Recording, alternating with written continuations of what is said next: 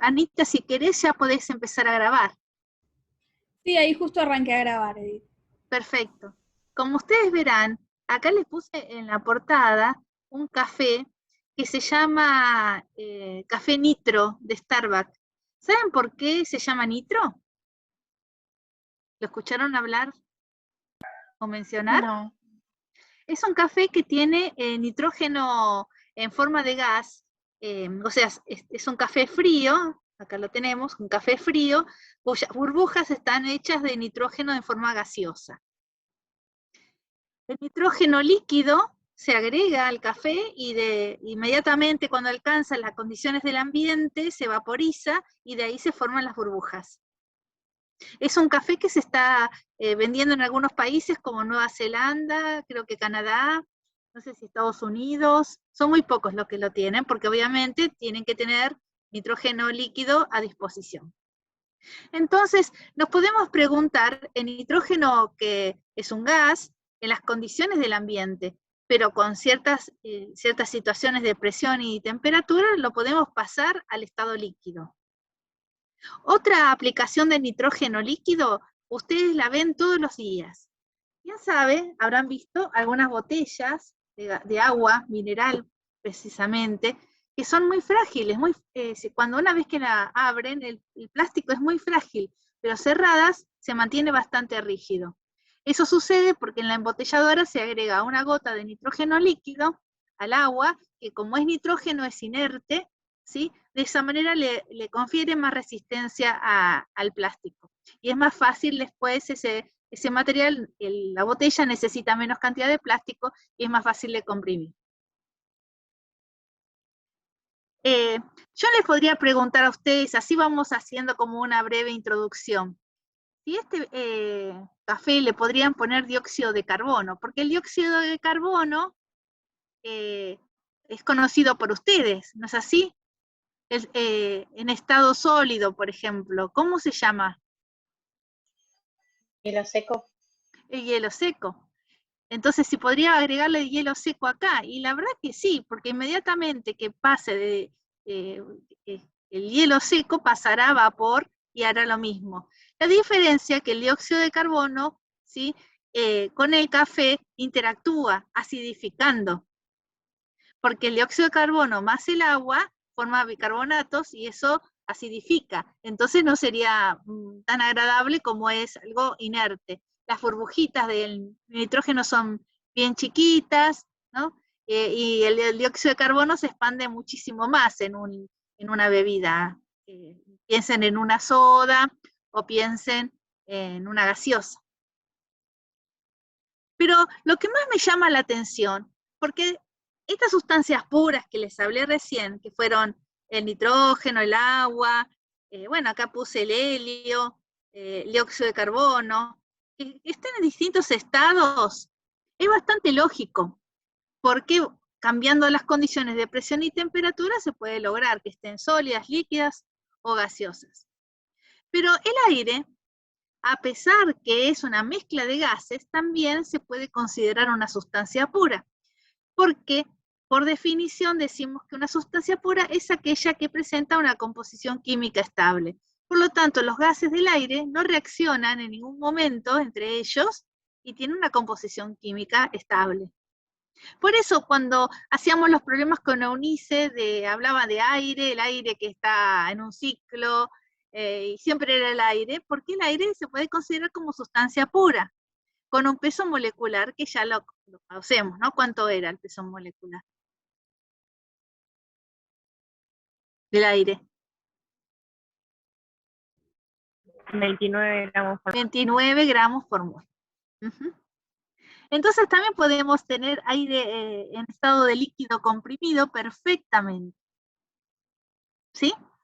Y yo los invito después, ahora no, por supuesto, no lo hagan ahora porque, bueno, yo les voy a subir este video, y acá, en este link, van a encontrar un video muy divertido de cómo se elabora de forma, digamos, un poco rudimentaria, a través de una universidad, hicieron un experimento algunos estudiantes, aire líquido, en estado líquido. para tomar, para después obtener nitrógeno líquido y meterlo en el café. Esa era la gracia de este video. Es muy, muy divertido. Así que si quieren ver cómo es el aire líquido, lo pueden ver ahí. Y además cómo sacaban el oxígeno del aire líquido también. Y que quede casi 100%, bueno, 99% nitrógeno puro. Es muy interesante. Si bien eso era una forma muy rudimentaria, porque lo hacían a través de una universidad que les representaba los equipos, bueno, eso ya se hace industrialmente, con más seguridad, porque en el video se ve que bastante inseguros en la fabricación. Bueno, continuamos. A ver si esto quiere pasar. Ah, no quiere pasar.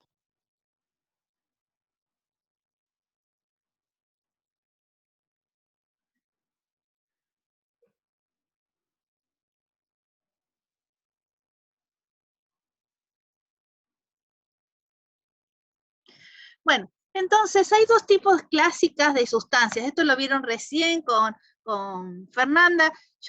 Quedó marcado este ejemplo, se los vamos a borrar. A ver.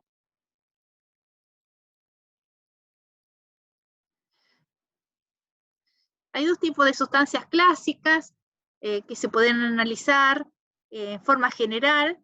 Son aquellas sustancias que se contraen al solidificarse, que ejemplos son cualquier sustancia pura, la mayoría de ellas se contrae al solidificarse, digamos que el 99%, y tienen una superficie de estado, si uno grafica la presión, el volumen y la temperatura, que está representando los estados de la materia.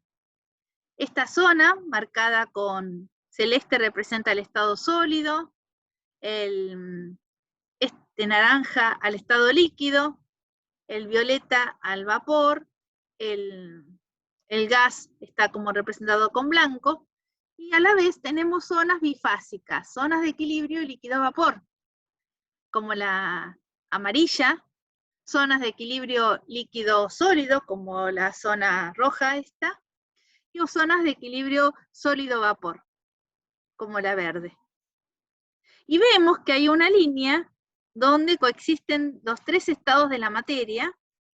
Si voy de este extremo a este otro, coexisten los tres estados de la materia, que se llama línea triple. Esta línea, entonces, se llama línea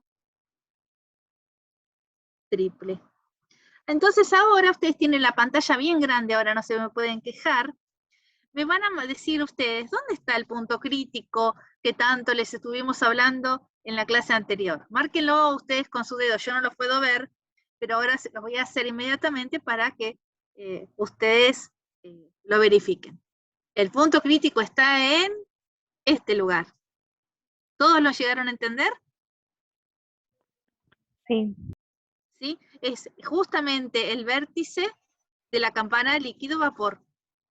Nosotros vamos a trabajar con la zona de equilibrio líquido, líquido-vapor, vapor-gas, o sea, esta zona, y estos son los diagramas que vamos a usar. El resto no lo vamos a trabajar, no porque no sean importantes, sino que justamente la gran importancia es el cambio de volumen que tiene cuando se entrega calor una sustancia pura, cuando pasa de líquido al vapor. En cambio, cuando pasa de sólido a líquido no es tanto el cambio de volumen, pero es muy pronunciado en la vaporización. Fíjense que si yo voy a presión constante, voy como los ejes, creo que debería moverse, no, falla todo. Bueno, yo les puse unas letras, ustedes después lo van a ver, dice A, B, C, D, E y F, que es una transformación a presión constante, desde el estado sólido, luego se llega a la ecuación, pasamos de sólido a líquido, luego pasamos a la zona de líquido comprimido, luego atravesamos la zona de equilibrio líquido-vapor. Y atravesamos el vapor y después el gas y seguimos calentando. La diferencia entre un gas y un vapor es que si yo lo enfrío a presión constante, el vapor se pasa al estado de líquido. En cambio el gas, a través de un proceso de condensación. En cambio el gas pasa al estado de líquido pero no, si lo enfrío a presión constante va a ser inmediatamente, no va a ser a través de un cambio de estado, sino que inmediatamente pasa de vapor a líquido. Yo tengo un video de este tipo de cambio, que se los voy a subir en la plataforma para que ustedes lo vean, porque es muy interesante. Uno en la vida real ve que un líquido se evapora, ve las burbujas y que lentamente se va evaporando. Pero en este caso lo que van a ver es que el líquido se va a vaporizar inmediatamente. Va a ser un proceso como inmediato. Y es muy diferente a este caso. Ese líquido es dióxido de carbono. Esos fluidos que están por arriba del punto crítico y que pueden pasar del estado de gas a líquido casi cambiando muy poco la temperatura, ¿sí? Se llaman fluidos supercríticos.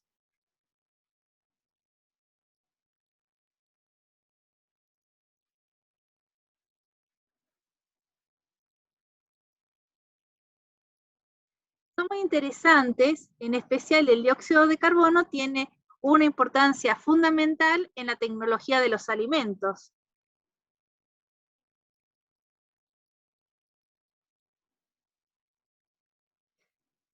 Porque el dióxido de carbono en estado supercrítico se puede comportar como un líquido y tiene las propiedades de un líquido, pero con un pequeño cambio de la temperatura puede pasar al estado gaseoso y tener las propiedades del gas. Entonces, los fluidos supercríticos se utilizan, por ejemplo, en la industria de los alimentos para obtener ácidos grasos esenciales. No se lo imaginaban, ¿no? ¿Conocían esto? No, yo no. Bueno, igual esto lo van a seguir viendo bastante. Bueno, yo lo que quería mostrarles así de un pantallazo, esta superficie de estado, ¿no? Refrescar lo que dijo Fernanda, pero recordemos acá que si en este caso se licúa la sustancia, el volumen aumenta. O sea, el volumen del sólido más chico que del líquido. Por ejemplo, todas las sustancias puras tienen esa característica.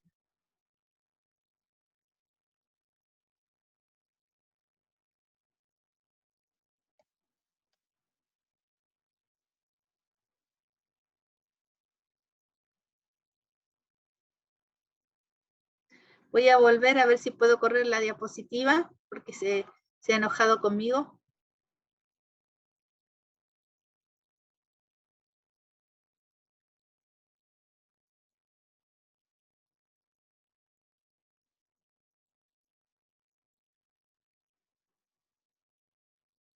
Bueno, y este es el caso del agua, ¿no? El caso del agua es un caso particular, porque el agua, salvo uno o dos ejemplos en la naturaleza, es la sustancia que se expande al solidificarse. Es muy difícil encontrar otra sustancia que se expanda al solidificarse como el agua, pero encontré un video del bismuto. El bismuto tiene el mismo comportamiento. A ver si puedo escribir. Y también se los voy a cargar en la plataforma. Bismuto, símbolo B. También se expande de la misma manera que el agua, el sólido. Fíjense que la parte roja que aparecía en el otro esquema no está más. No lo puedo volver para atrás, pero la parte roja equivalía a la zona de equilibrio sólido-líquido. Miren, fíjense en este borde. Este borde es como una hoja de papel, está plegada. Entonces, la parte sólido-líquido está detrás del plano. Por eso no la veo. Entonces veníamos por acá, en este punto, llegamos justo a la zona de saturación de sólido y vamos detrás del plano, por eso lo escribí con líneas de punto, atravesando la zona roja, y el volumen, ¿qué le pasa? El volumen disminuye cuando se funde. Y después otra vez, bueno, va cambiando porque va aumentando, porque estoy pasando del estado líquido, al estado líquido. Esto es la gran diferencia con las otras sustancias. Pero como nosotros nos dedicamos más que nada a estudiar el agua, toda esta parte la cortamos, entonces no la vemos.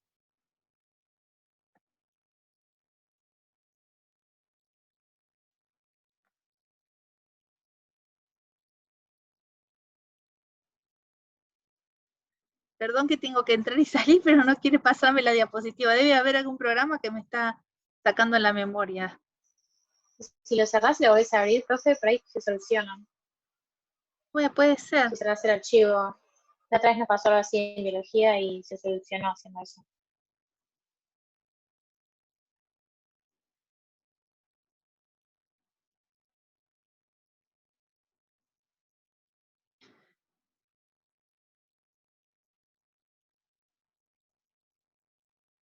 Si no lo hago de la forma tradicional, yo quería que se vea grande, pero bueno, me voy a ir a hacerlo más chiquito. De esta forma sí me va a dejar escribir. Bueno, entonces acá es la zona que yo le decía que en el agua no se ve de líquido sólido. Miren cómo quedó del lado de atrás del plano. Entonces ahora lo que vamos a hacer es una proyección. En presión-volumen vamos a mirar así, de frente, y ¿qué vamos a ver? Como nos interesa solo la parte de pasaje de líquido a vapor, vamos a ver la zona naranja, la campana líquido-vapor y la parte de vapor y gas. Acá. Entonces, yo voy a proyectar presión y volumen. Si proyecto presión y volumen, dijimos, veo la campana amarilla, lo escribí acá por suerte.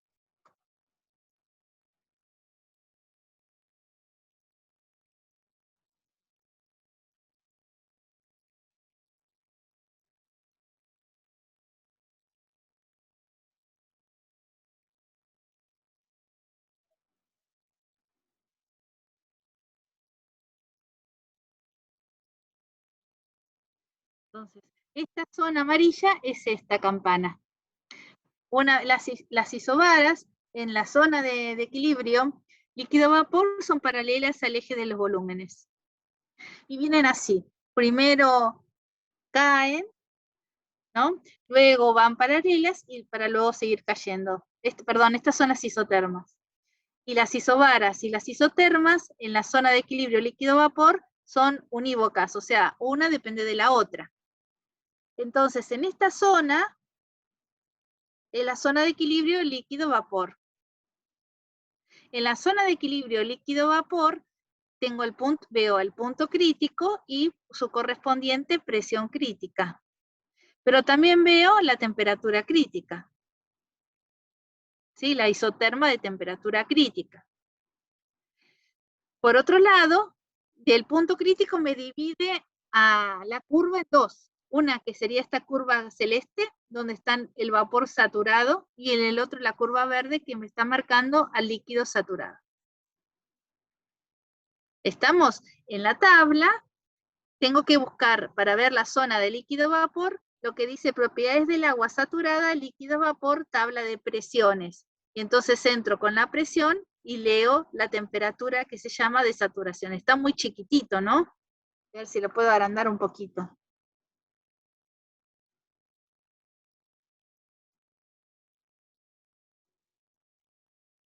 Entonces entramos con la presión y le vemos la temperatura. Por ahora vamos a trabajar con los volúmenes específicos. Van a tener un volumen específico para el líquido y un volumen específico para el vapor, porque obviamente había dos estados importantes. Miren el detalle del volumen específico del líquido. Tiene multiplicado 10 al cubo. En cambio el vapor no. Eso significa volumen F por 10 al cubo es igual, ahí dice 1,004. Quiere decir que volumen del líquido es igual a 1,004 por 10 a la menos 3. ¿Se dan cuenta que hay que dividirlo al 10 al cubo para que tener el volumen del líquido? Olvidarse este 10 al cubo puede ser la muerte termodinámica.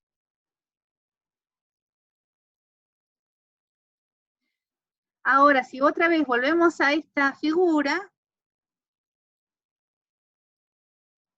lo que vemos es que podemos hacer una proyección temperatura-volumen, o sea, mirarlo desde acá, ¿no? Así, temperatura-volumen. Y en esa situación también encontramos la campana y vamos a hallar las isobaras de esta manera, crecen, a diferencia de las isocoras que disminuían. También se ve el punto crítico, temperatura crítica, presión crítica, y el razonamiento es igual, pero entramos por la temperatura. Entonces, hay una tabla, es igual a la anterior, exactamente igual, pero está ordenada por temperatura. Entonces, a conveniencia, si yo tengo la temperatura, entro por acá. Si yo tengo la presión, lo miro en el otro cuadro. Entonces, uno puede decir, bueno, temperatura 14 grados, esta es la presión de saturación y estos son los volúmenes específicos. Y también, obviamente, el líquido tiene que estar multiplicado por 10 al cubo. El título es la proporción que hay de vapor con respecto a la masa total de agua. Título es la masa de vapor dividido la masa de agua. Esa es su definición. Porque cuando yo estoy ubicado por un punto por acá, tengo una mezcla de líquido y vapor. Cualquier punto que esté en estos extremos, tengo mezcla. Hay una pequeña formulita para sacar el título, que dice el volumen, que sería, imaginen que tengamos este punto. Entonces, este sería el volumen. El volumen menos el volumen de líquido, o sea, este segmento, dividido el segmento grande, digamos volumen de vapor menos volumen de líquido, es el título. O sea, este segmento dividido el segmento grande es el título. Este segmento dividido el segmento grande. Y este segmento está marcando la masa de vapor, al contrario de lo que uno imagina. Porque cuanto más nos acercamos a la saturación, tenemos más vapor. Pero lo hacen en el sentido contrario, digamos. Utilizamos la regla de la palanca. Bueno, esta fórmula que está marcada y rayada con rojo es exactamente la misma, pero despejada el volumen, porque por ahí a veces nos piden el volumen. A veces no estamos dentro de la campana, estamos en estado de líquido comprimido o de vapor. Le decimos que el líquido comprimido o líquido subenfriado son sinónimos, y el vapor le decimos vapor sobrecalentado para diferenciar del saturado, que era el que estaba en el bordecito de la campana. En este caso, voy a tener que entrar con la tabla en la parte que dice vapor sobrecalentado o líquido subenfriado. La de vapor sobrecalentado tiene muchos datos, pero de líquido subenfriado tiene muy poquitos. Pero son exactamente de igual, por eso se los explico juntos. Se entra por la presión. Es una tabla de doble entrada, porque entramos por la presión y la temperatura. En cambio, en la otra era de simple entrada, solo conociendo la presión definíamos todos los estados. O conociendo solo la temperatura definíamos todos los estados, pero acá tenemos doble entrada. Bueno, y acá tiene la propiedad volumen, que es la que marqué, entonces se lee, o en este caso de líquido, tengo una presión, leo la temperatura. Ahora lo que vamos a hacer es poner un ejemplo para trabajar entre todos. Si pudieron bajar la aplicación del celular también está bueno, pero siempre miren todo con respecto a la tabla. ¿Estamos? Bueno, acá tenemos un recipiente rígido. Están ahí, ¿no? No se me fueron, porque yo no veo a nadie. Dice que sí. Sí, estamos para el café. Ah, perfecto. Dice, un recipiente rígido puede ser una lata. Tiene 0,5 metros cúbicos y la estoy calentando de manera con electricidad. Inicialmente contiene agua a la presión de un bar y con título 0,5. Estos son los estados iniciales, están anotados acá. Luego de calentar, la presión es 1,5 bar.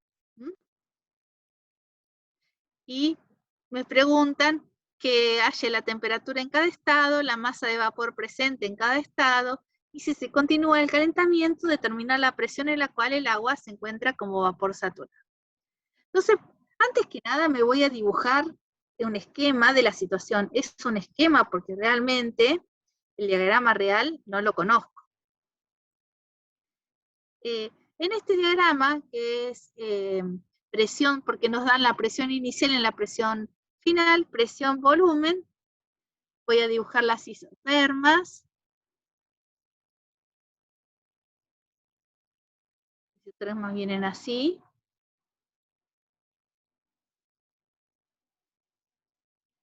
así.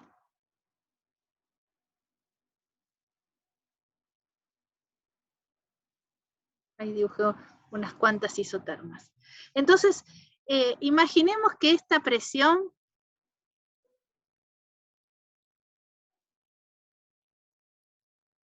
es 1 bar. Esta otra es 1,5 bar. Entonces nos dicen que al principio teníamos un título de 0,5. Y conocemos el volumen, que es 0,5 metros cúbicos, y también conocemos el título, que es 0,5. Y dicen que tenemos que calcular la temperatura en cada estado. Entonces, antes de marcar el estado, yo lo que voy a hacer es una pequeña tablita. Acá voy a poner estado 1, estado 2, y después hay un estado 3, que después vemos cuál será. Acá voy a escribir presión, temperatura y volumen.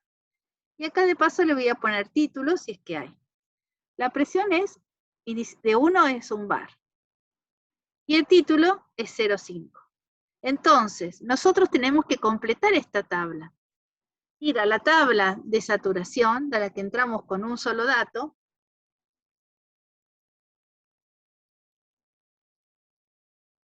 Acá.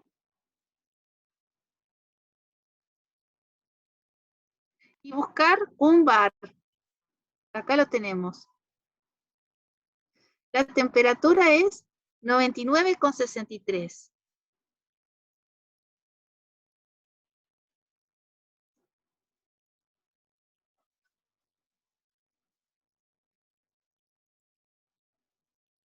El volumen específico del líquido es 1,0432. Y el volumen específico del vapor, 1,694. Entonces, yo me los anoté para escribirlo acá.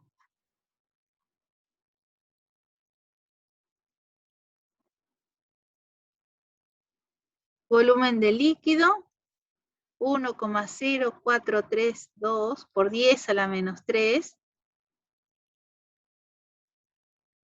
Volumen del vapor, 1,694 metros cúbicos sobre kilogramo. Y la temperatura era 99,63 grados Celsius. Ahora, ¿cómo puedo saber el volumen si yo tengo los extremos? O sea, yo sé este punto y este punto, pero ¿cómo puedo saber un punto que se encuentra en el medio? Porque al tener título 0,5 está más o menos por acá, ¿no? En el medio. Vamos, yo lo dibujé así para que después se van a dar cuenta, porque como esto es un esquema, lo podemos corregir. Bueno, aplicando esa formulita, volumen de líquido más volumen, quise poner otra cosa ahí.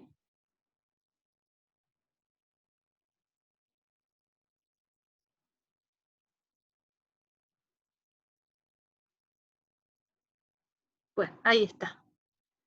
Aplicando esa formulita. Tenemos todos los datos, me dicen ustedes cuánto da. Yo ahora no trabajo, lo tienen que hacer ustedes.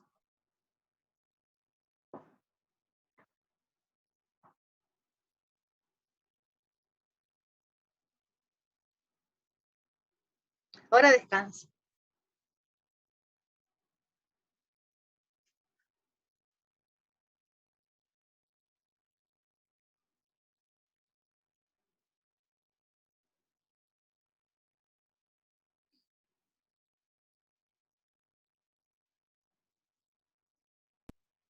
¿Puede ser que de 0,85? Me encantó. Ahí está. Metros cúbicos sobre kilogramo. Siempre poner las unidades. Las pongo acá porque vale para todo. Excelente. Quiere decir que el volumen que hallamos es este.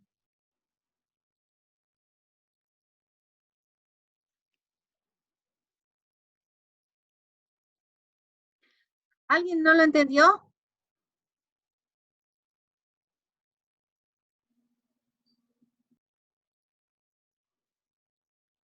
¿Quiere que lo repita?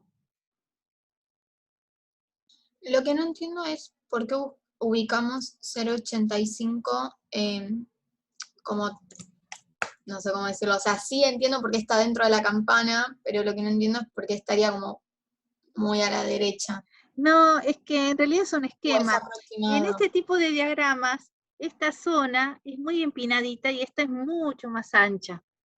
Pero yo para que me cierre el esquema, esto es un esquema, mientras que coincida con lo que nosotros estamos diciendo, está bien. ¿Mm? Acá coincide con que voy a levantar la presión, ¿sí? A 1,5 y tengo que mantener ¿qué cosa constante?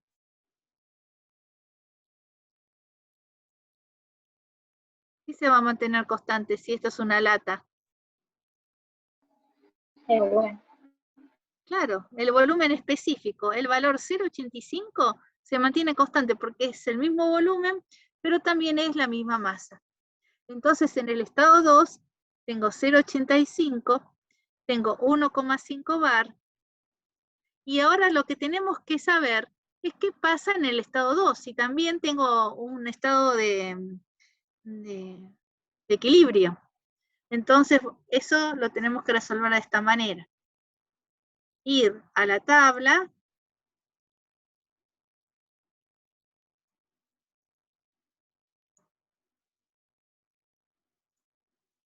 y buscar 1,5. Ahí tenemos la temperatura, 111,4 grados. Tenemos el volumen del líquido saturado y del vapor. Tengo una pregunta. Sí. Digamos, el volumen del líquido está en metros cúbicos. El Sí. título no tiene unidades. ¿Cómo? ¿El título tiene unidades? El título es una dimensional, porque es la división de dos masas. Claro, y los volúmenes específicos es metro cúbico sobre, o sea, por kilogramo. Ajá. Y, o sea, podemos sumar metro cúbico a un metro cúbico por kilogramo. Pero ¿por qué lo vamos a sumar? ¿En dónde ¿No decís estamos eso? sumando ahí en la cuenta? Acá estamos en 1,5. Anotamos los valores. No, sí. En el cálculo que hicimos recién, digo, para calcular el volumen específico. Espera, pero ahora paso la hoja, anoté mal el dato. Por eso les digo que impriman porque es lo mejor. Bueno, entonces acá me queda un poco grande, pero vamos a achicarnos. Entonces, ahora tenemos 1,5. Entonces, ahora estos datos son de otros.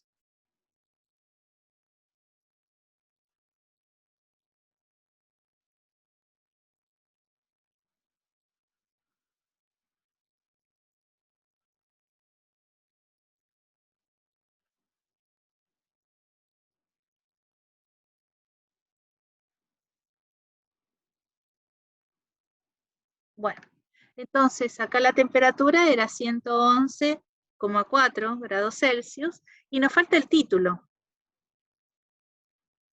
Por eso no entiendo tu pregunta.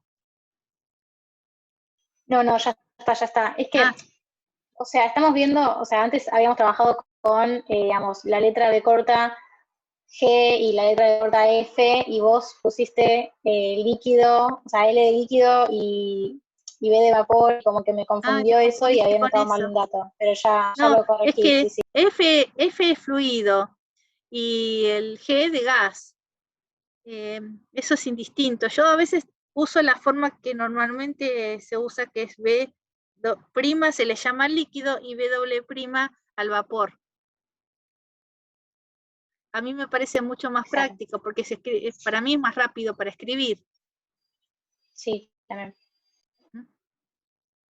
La de FG es la nomenclatura alemana. Las tablas originales eran alemanas y entonces tenían esos valores. Pero bueno,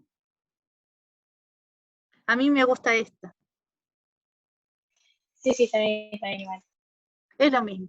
Entonces ahora sacamos el título.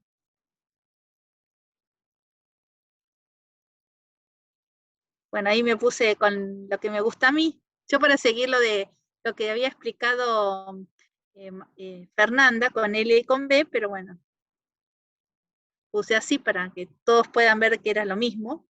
Y ahora saco el título. El título obviamente va a ser diferente, ya no va a ser más 0,5, va a ser otro. Posiblemente como esté calentando, ya tenga más vapor que tenía al principio. Bueno, veremos si es cierto eso.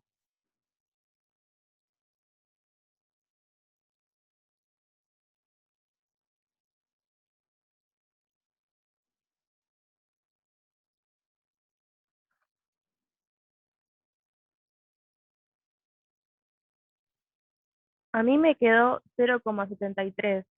¿A alguien le quedó igual o para compararnos? Me parece que sí, está bien.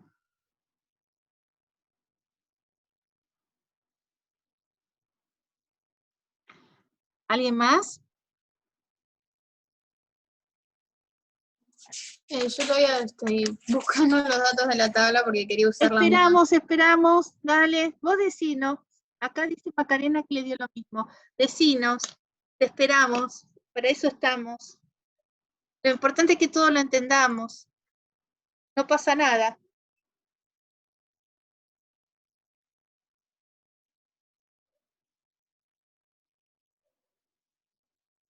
Se tienen que convencer ustedes.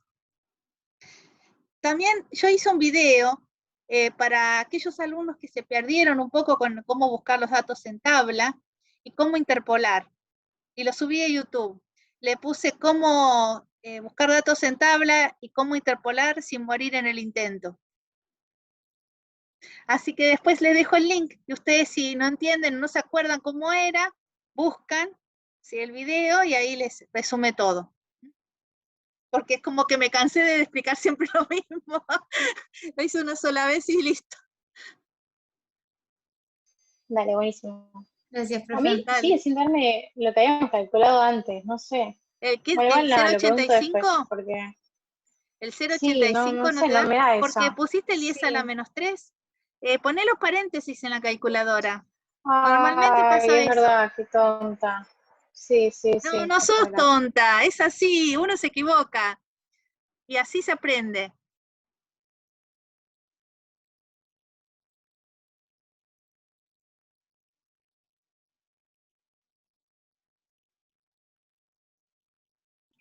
Ahora sí me dio 0,73.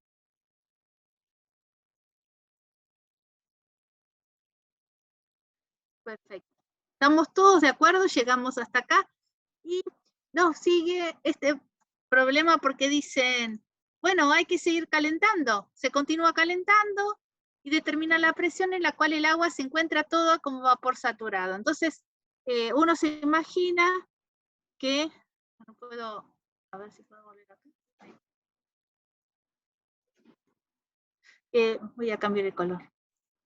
Que venimos, estábamos acá en el punto 1, pasamos al punto 2, y ahora seguimos calentando y por eso hice así el dibujo, ¿no? Hasta llegar al estado de vapor saturado. Acá tengo el vapor, volumen de vapor, o volumen doble prima, o volumen de gas, como lo quieran ustedes decir. Entonces, este volumen corresponde a ese volumen de gas, o sea, el título en este caso vale 1, porque es justamente el vapor saturado, ahí exactamente. Bueno, entonces, para completar la tabla, ¿qué harían ustedes?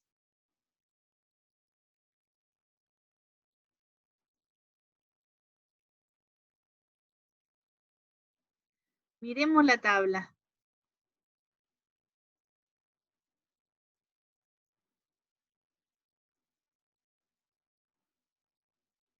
Tenemos que buscar un valor de volumen que nos dé 0,85. Acá tenemos 0,88 y 0,71. Me voy a ver la otra tabla.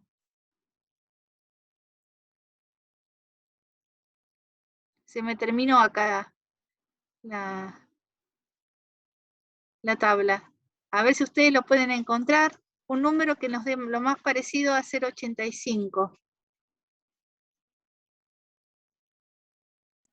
Profe, perdón, para responderte esa pregunta, viste que los valores del volumen te dan con muchos decimales. ¿Nosotras redondeamos o...? Sí, con 2 decimales o 3 decimales como anoté está bien. Fíjense que el de líquido casi es siempre 0,001. Porque es 1 por 10 a la menos 3. Siempre empieza igual.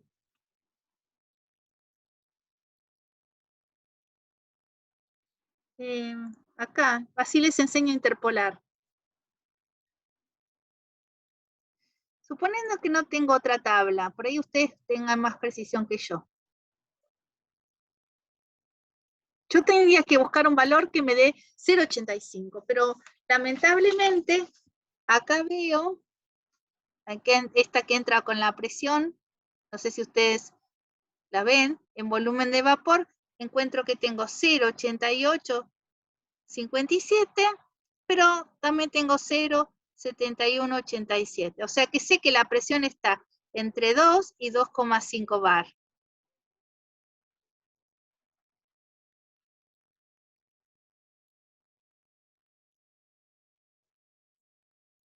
Entonces, permítanme que voy a borrar.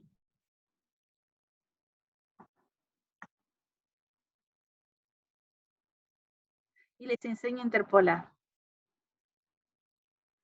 Si uno quiere ser exacto,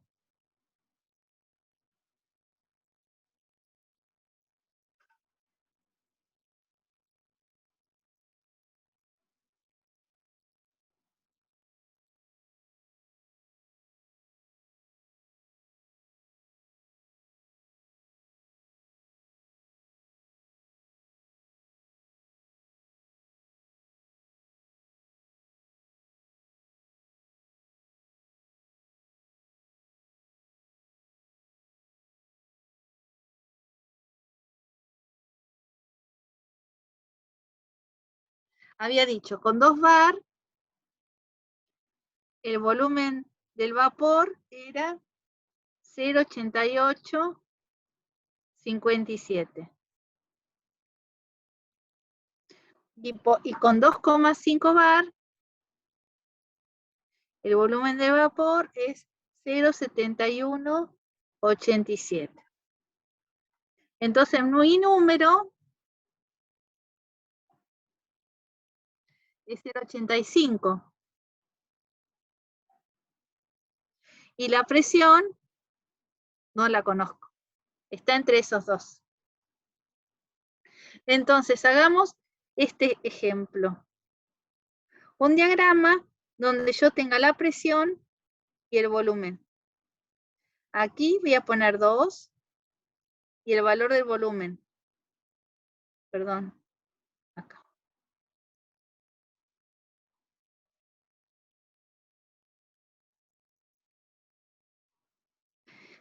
Y acá tengo mi punto. Ay, no me cambió el color.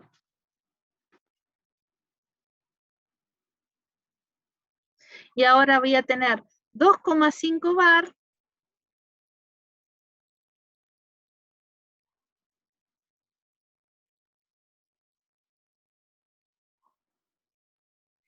y el volumen ahora es 0,7187.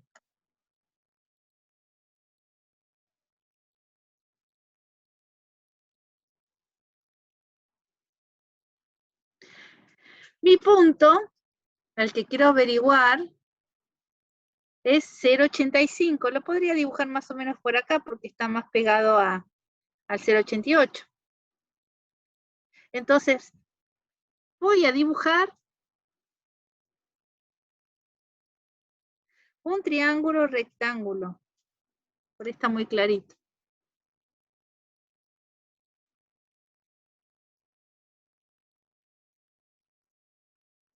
Y este 0,88 va a ser un punto que va a estar entre este estado y este estado. Y cuando yo lo lleve acá, podré leer la presión. En realidad son dos triángulos semejantes, uno grande y uno chiquitito. Y que son los triángulos semejantes son proporcionales, las bases y las alturas. Entonces, nosotros necesitamos conocer esta presión. Entonces será esta medida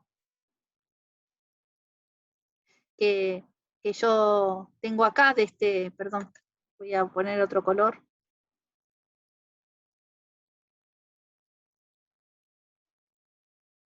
Esta medida, no sé si es el más adecuado. Esta medida es proporcional a esta medida. Y esta medida es proporcional a toda la base del triángulo grande. Así no se lo olvidan nunca. Entonces, si eso es así, hay muchas maneras de pensar lo mismo, ¿eh? No es la única. Si esto es así, entonces, esta medida chiquita será la presión que quiero averiguar, menos 2 sobre 2,5 menos 2. Y este lado chiquito va a ser 0,88 menos 0,85. Y la base grande es 0,88 menos 0,72 más o menos. Y de acá despejamos la presión. Tiene que habernos dado una presión que esté entre 2 y 2,5. No, perdón, profe, yo me perdí. O sea, el gráfico, eso sí, el tema es cuando empezamos a... Mira, esta alturita del triángulo chiquitito es igual a esta del triángulo grande, es proporcional. Entonces este segmento es la presión que no conocemos menos 2. Y este otro es 2,5 menos 2. La base del chiquitito es 0,88 menos 0,85. Y el ancho de la base del triángulo grande es 0,88 menos 0,72.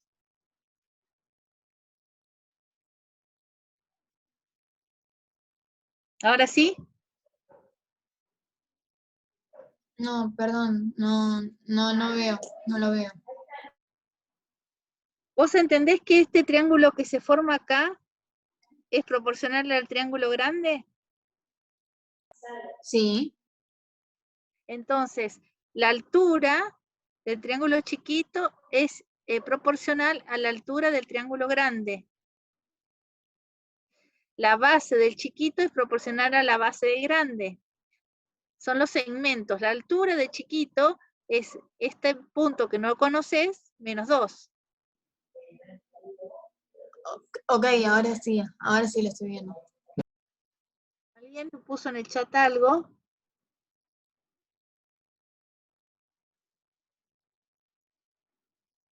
Bueno, a ver quién pudo sacar la presión.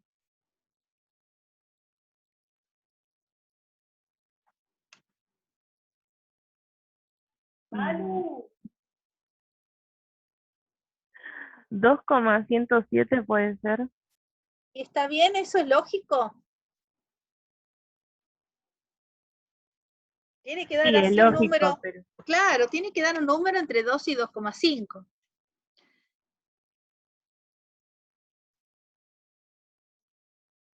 Por ahí ustedes cuando buscan en la tabla lo encuentran. Yo porque quise mostrarles cómo interpolar. Y tendríamos que hacer algo igual con la temperatura. Conociendo la presión ahora, bueno, con los datos del volumen, acá poner la temperatura y hacer exactamente lo mismo. Lo que pasa es que acá les va a quedar invertido el triángulo, pero la forma es exactamente la misma. ¿Por qué está invertido? Porque cuando yo tengo menos volumen, tengo más presión. Y en cambio, cuando tengo más volumen, tengo más temperatura. Por eso les queda invertido. Pero es el mismo razonamiento.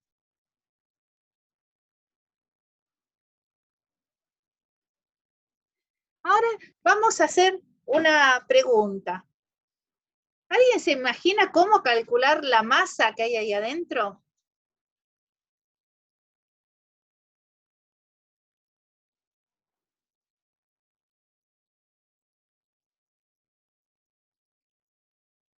Qué pregunta, ¿eh? ¿Cómo se puede calcular la masa que hay ahí adentro?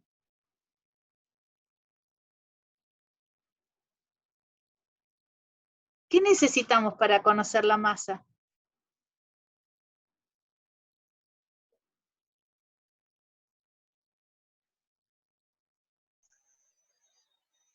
¿El título?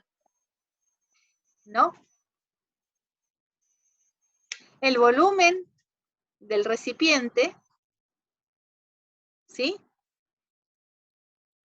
Y el volumen específico.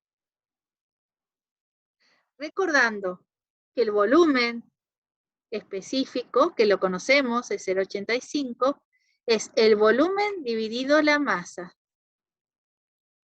Si conozco el volumen, que es 0,5, y conozco el volumen específico, puedo despejar la masa.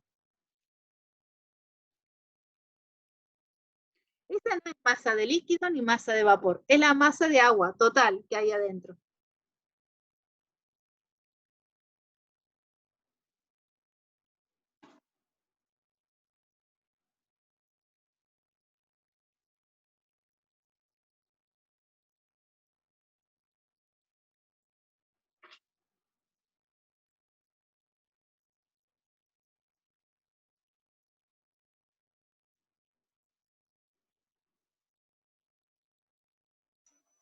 Yo creo que, o sea, dividiendo mi volumen 0,5 metros cúbicos por el volumen específico, se tiene la masa.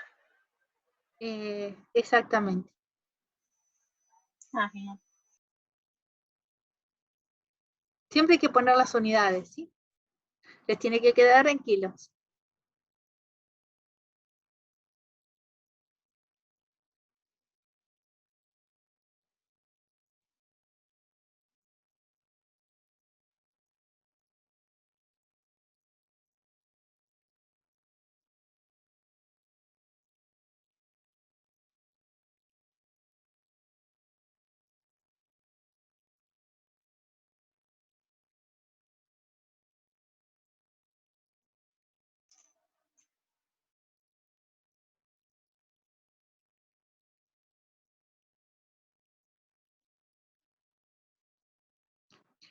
¿Cuántos le da la masa? Entonces 0,5 dividido 0,85. 0,59. ¿No?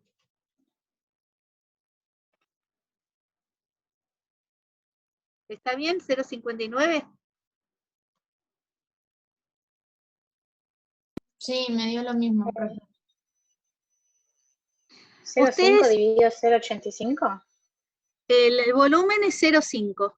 ¿Lo ves acá, Luana? Y el Sí. volumen específico es 0,85. Entonces, masa se intercambia acá y te queda que la masa es volumen sobre volumen específico.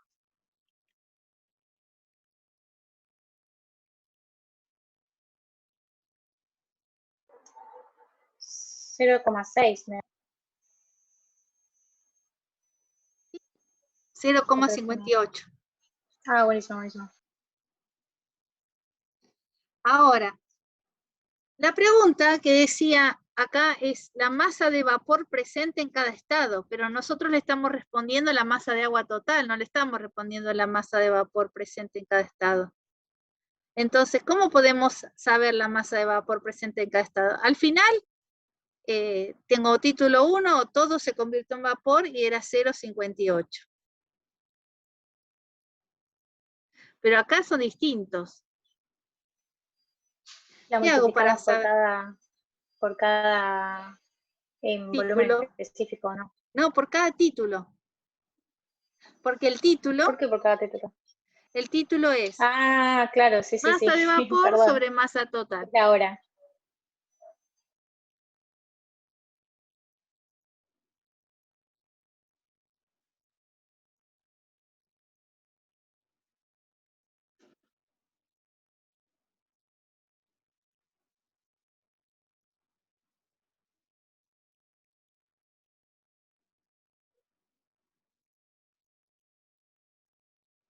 Ahí les puse la respuesta.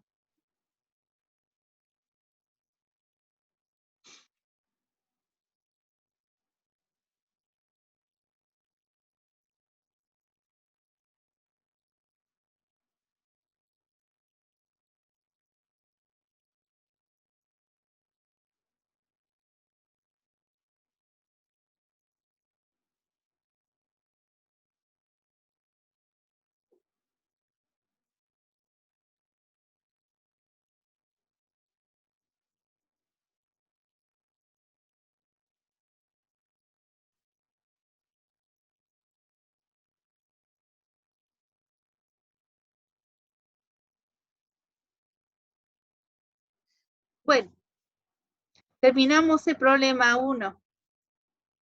Vamos al problema 2. Dice, calcular calor, trabajo, delta U, para el calentamiento de 1 mol de agua líquida de 0 a 100 grados Celsius y a presión constante de 1 atmósfera. Densidad del agua, tanto a 0 grados y tanto a 100 grados Celsius. En realidad la densidad es la inversa del volumen específico. Podríamos buscarlos en la tabla, pero bueno, después vamos a hablar un poquito más sobre la tabla de agua, no quiero llenarla con tanta información. Entonces, vamos a plantear este problema, que donde nos pide calor, trabajo y delta U, tenemos que plantear el primer principio de la termodinámica. Delta U es igual a calor menos el trabajo. Y acá tenemos 1 mol de agua líquida, que es un recipiente que tiene agua líquida y lo estamos calentando a presión constante. Vamos a pensar que la presión, como dice que la presión constante de una atmósfera, que es la presión atmosférica. La presión atmosférica le suelo poner un cerito para indicar que es la atmósfera. Empezaba con una temperatura inicial de 0 grados Celsius y termina con una temperatura final de 100 grados Celsius, o sea, justito antes de vaporizarse. O sea, está en estado de líquido saturado al finalizar. ¿Qué va a pasar acá cuando se caliente? Y se va a expandir un poquito, por eso se cambia su volumen. Se expande un poquito. La energía interna del agua, de los líquidos, de cualquier líquido que sea, de líquido comprimido, es función únicamente de la temperatura. O sea, la energía interna es función de la temperatura para los líquidos comprimidos, como en este caso, o subenfriados. Que nos diga que está 1 mol es lo mismo que diga que es 18 gramos de agua. No tan difícil no es. Entonces, después les voy a hablar un poquito más, pero la energía interna de los líquidos se puede calcular como el cambio de energía interna, lo vamos a escribir como específico, el calor específico por el cambio de temperatura. O sea que este delta U es igual a la masa de agua por el calor específico por el cambio de temperatura. Y el trabajo, cuando es a presión constante, se representa como P delta B. Eso lo vieron con Eunice en la clase pasada. Entonces, el trabajo, lo escribo acá para que quieras ponerlo parte P delta B. Y nos preguntan que tenemos que calcular, aparte el trabajo, luego calcular delta U, y luego despejar y calcular Q. Vamos al trabajo. La presión es una atmósfera, o sea, 100 kilopascales. Y el volumen final es la inversa de este valor.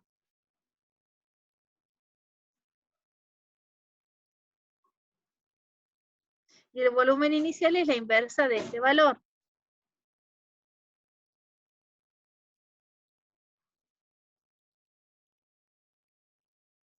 El problema es que acá nos hablan de centímetros cúbicos y acá estamos en kilopascales. Tenemos que pasar a metros cúbicos.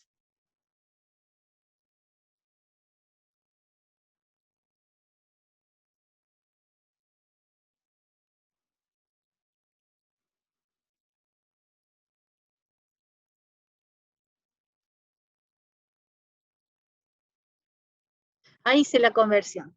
Si alguien me puede hacer la cuenta, se las agradezco. Va a ser un valor muy chiquitito, muy pequeñito.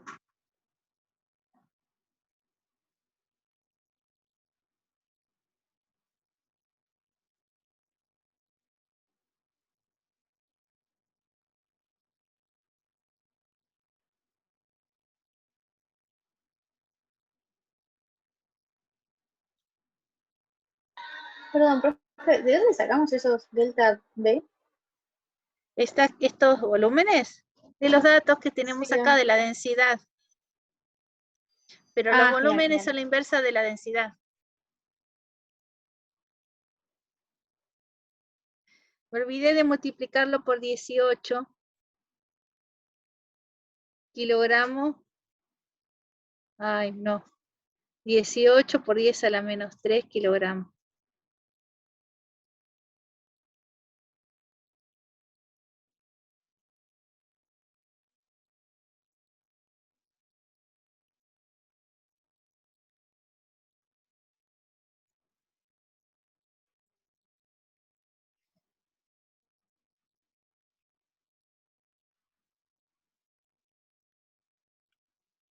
Es re chiquitito. Para poner un número más o menos grande voy a poner 2,7 por 10 a la menos 5 joule. En vez de poner en kilojoule, lo puse en joule. Si no me equivoqué.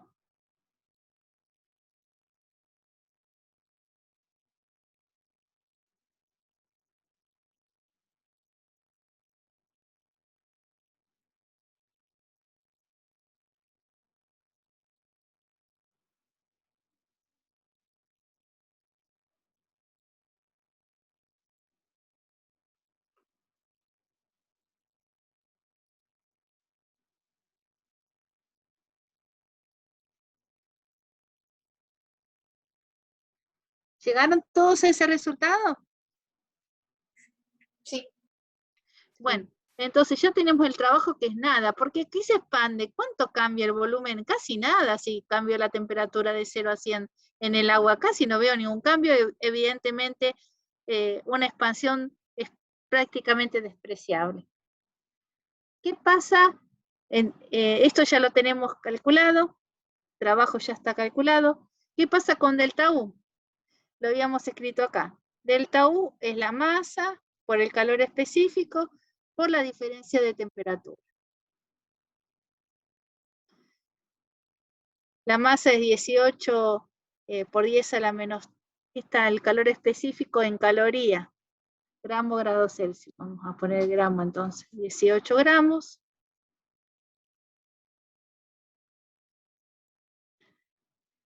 El calor específico está 1 caloría, gramo, Kelvin. Y la diferencia de temperatura era 100 menos 0 grados Celsius. Y para convertir las calorías en joule, las multiplico 1 caloría, 4,18 joule.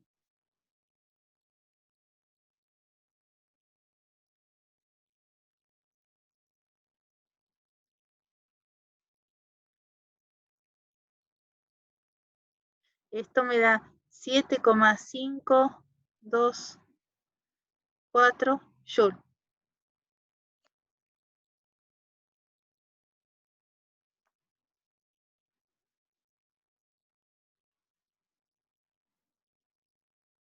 ¿A todos les digo así?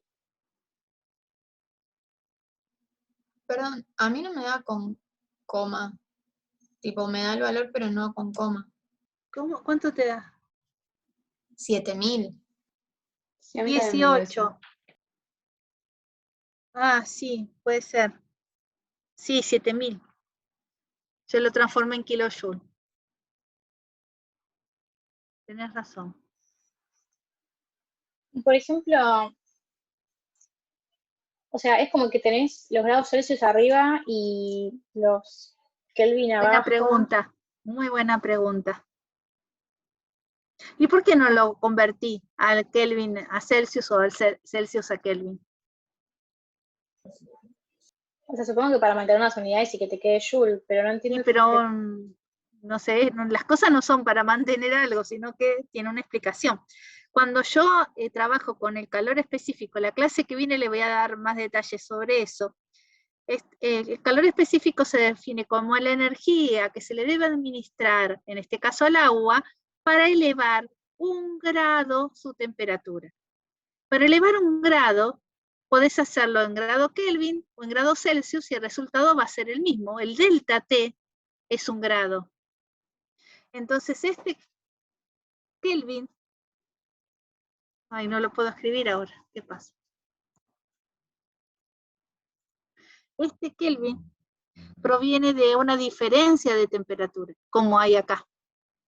La diferencia de temperatura en Celsius y en Kelvin es la misma, ¿sí? Si vos a dos valores, por ejemplo, 20 grados Celsius, equivalen a 293 Kelvin, y 30 grados Celsius equivalen a 303 Kelvin. Si lo restás estos dos, te da 10. Y si restás estos dos, te da 10 también. O sea, la diferencia de temperatura es la misma.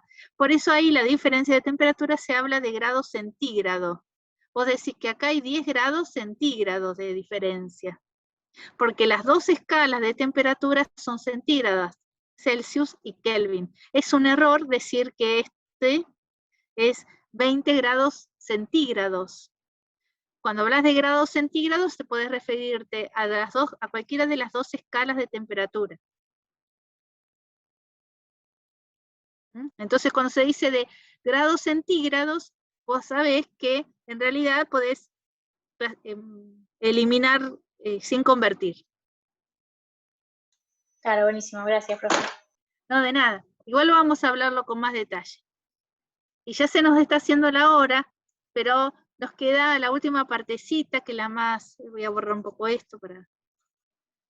La más corta, que es despejar el calor de acá, que, o sea, ya este valor ya lo tienen.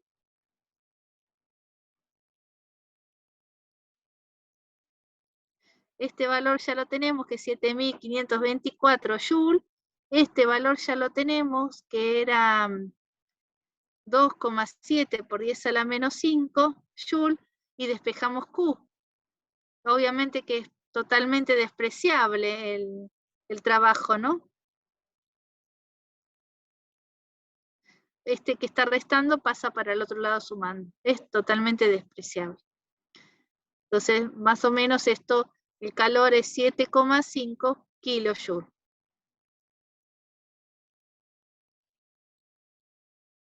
O sea que para calentar 18 gramos de agua necesito una energía de 7,5 kilojoules.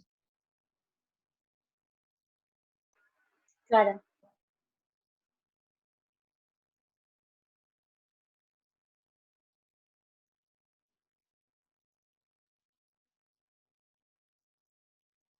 Ahora, Aproximadamente, ¿cómo? Perdón, tengo una pregunta.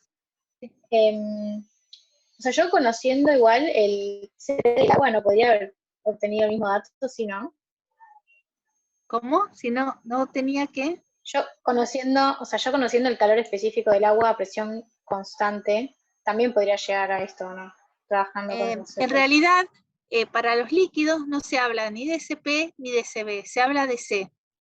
Cuando se dicen que el CP del agua está equivocado, no se dice CP del agua, porque en la clase que viene voy a explicarles que si yo tengo los experimentos para hallar el calor específico, ¿sí?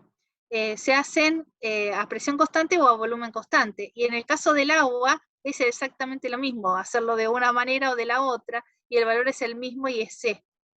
al menos en las condiciones de líquido que estamos trabajando nosotros, líquido subenfriado en estas condiciones. Supercrítico será otra, por ahí la situación, pero mientras que es líquido comprimido por debajo de la temperatura crítica, ¿no? Estamos... Claro, genial. Por eso decimos C. Ustedes van a ver que en los libros y muchos docentes dicen CP, pero no tiene sentido, es como que se definan dos cosas que son iguales, no hay ninguna diferencia. De hecho, Aparte el se supone libro de que Shapiro lo aclara. que encima no se supone que los líquidos, digamos, no son compresibles, ¿o no? Claro, O sea, como y que la sí, variación de la presión. sí, la clase que viene se los explico con más detalle, porque les explico por qué, de dónde sale la definición. Bueno, porque ya se me hizo la hora, son las 20:03, salvo que quieran ustedes que se los explique ahora. Total es cortito, si se animan y aguantan 5 minutos más, se los explico. Y una vez que les queda para siempre si lo entienden. Imaginemos un experimento.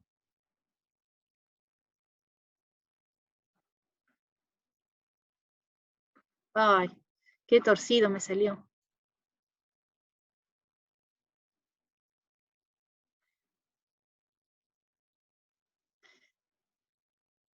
En un recipiente es cerrado. El otro recipiente tiene un pistón, lo que hace que esta presión siempre se mantenga constante. Y esto, lo que se va a mantener constante, es el volumen. Una lata y un cilindro pistón. Aquí dentro vamos a poner 1 kilo de una sustancia. Puede ser un gas, un sólido, un líquido, lo que sea. Vamos a pensar primero en un gas, ¿no?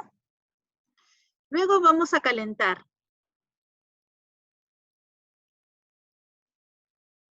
Vamos a poner el mismo gas, esta es la sustancia A, esta es la sustancia A, acá tengo la temperatura inicial igual, y el volumen de los dos es igual, y la situación de condición de presión es igual en los dos al comienzo, todo es igual. ¿Estamos de acuerdo? Y vamos a entregar energía. Entonces, esa energía que vamos a entregar, en este caso va a ser calor a presión constante. Y en este caso va a ser calor a volumen constante. El calor a presión constante es delta H. Y el calor a volumen constante es delta U, como se los explicaron en la clase teórica. Bueno, por lo tanto, se define a la capacidad calorífica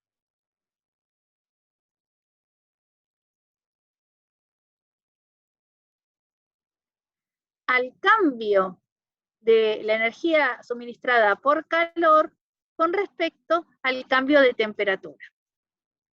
Esto es capacidad calorífica. Es una propiedad extensiva porque depende de la masa. Si yo lo divido por la masa, tengo el calor específico, que es la misma letra pero minúscula, que este calor es el calor pero chiquito, o sea, dividido por la masa. Es exactamente lo mismo. Entonces acá tengo el calor específico.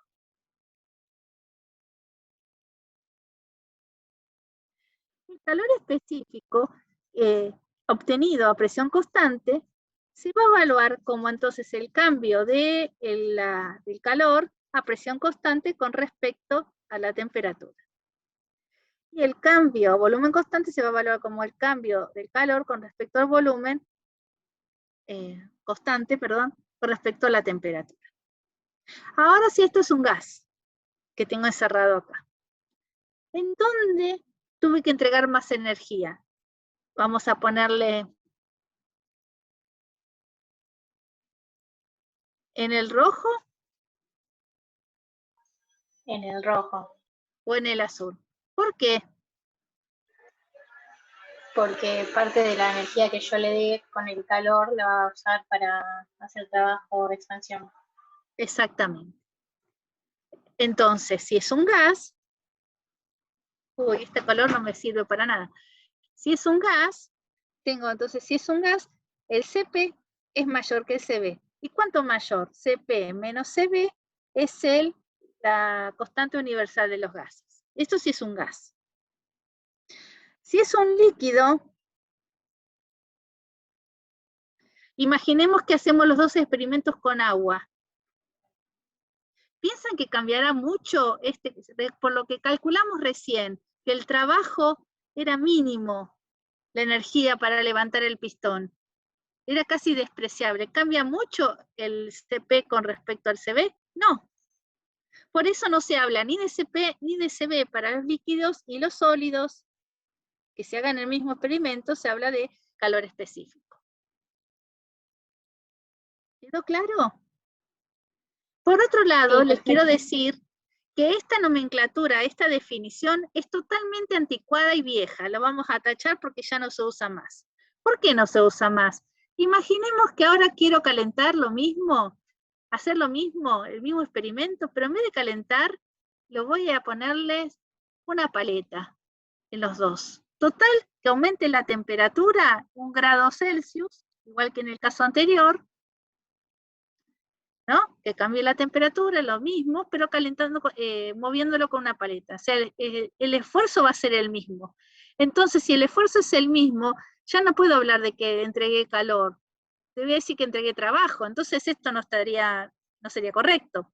Por lo tanto, la verdadera definición de Cp es el cambio, y acá esta derivada, que era una derivada que no es una función de estado, se convierte en una función de estado, y uno puede decir el cambio de la entalpía con respecto a la temperatura a presión constante. Y en este otro caso, el cambio de la energía interna con respecto a la temperatura a volumen constante. Y estas que están escritas en rojo son las verdaderas definiciones.